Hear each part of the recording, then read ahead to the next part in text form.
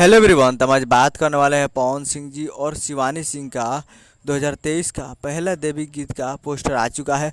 और इस गाने को लिखे हैं विनय बिहारी जी और इसमें म्यूजिक है प्रियांशु सिंह जी का। और इस गाने को गाए हैं पवन सिंह जी और शिवानी सिंह जी, जो कि आपको स्क्रीन के ऊपर दिखाई दे रहा है। जिस सॉन्ग का टाइटल रखा गया है अड़हुल के फूल, जिसका टाइटल है अड़हुल के फूल।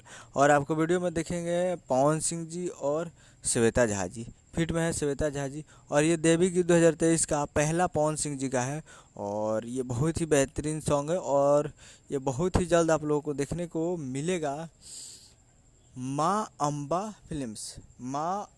Films present Bhojpuri YouTube channel पे।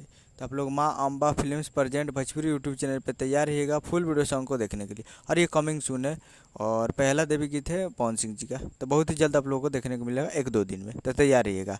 उम्मीद कर रहा हूँ कि वीडियो अच्छा लगा तो चैनल को सब्सक्राइब बेल आइकन प्रेस कर देते हैं। खेसारी लाल यादव जी और पवन सिंह जी के लेटेस्ट न्यूज लाते रहे। वीडियो अच्छा लगा तो वीडियो को एक लाइक कीजिए और चैनल को सब्सक्राइब कीजिए। मिलते हैं अगले वीडियो में, तब तक के लिए जय हिंद, जय भोजपुरी।